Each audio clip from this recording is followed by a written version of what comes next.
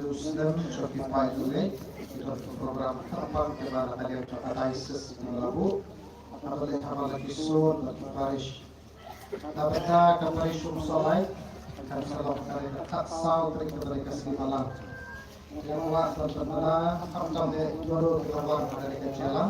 kepada kalian untuk diocese team kebasawan dari Muslim jadi certified today atau di bishop dan di kipanwan akan kejalan today Kerana malang askari Johor nilai putri kepala nasional Generation Solai Presiden Sekretari Johor nilai terkisah kerana Johor Samla Presiden Sekretari Johor Sub District Johor Kaparish Bidang Pelang KBP Papa Brisel Baru kepada iru bidang Kikam Hamtam de Johor Kaparish Council Kita poilang akan terdekat saudari Mereka malam atau mulai Januari atau Februari tentang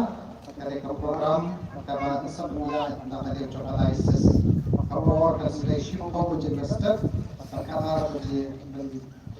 sinipan akan sebut mereka program. Mereka juga nak kabar kembali sini di mana Rasul 7 buat Muslim juga asal dari mereka juga program kemudian Muslim Malasnai, Musolai,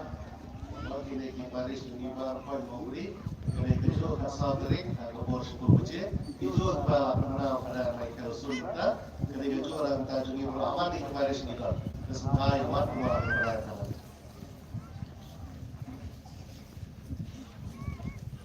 Susu Amerika kini kejo tengah kalau, penjala syaitan hamtam bilasi hanya untuk Paris di share WhatsApp. Signal kira Pak Malang ekstrim lagi kau juga ada kecitip dan kiudan ada kecakar tapi kalau boy kurti samlan bahasa ada kekuar waktu tertutup kabel dapat kabel dan tak kira Pak Malang kapal snow kabar kalau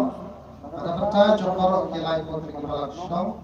malah pensiun dan mata kasih ya program job system sistem ajar beliau atau Paris berkunjuru apa ngomong Bahkan kasih mulai ke Arposan ada iru ke Cingaseng sub district berbagi jumpa long sisi Islam kalau salah ke sub district Maulabu akan balang sedang pun lampulang di tiwai pergi program di balik si hadir jom kali kemas masa pertama hadir dalam perpu dari Atai Bishop Joli kita duduk di kalender di mana kalian jom ke sekolah baca pakai itu baca yuk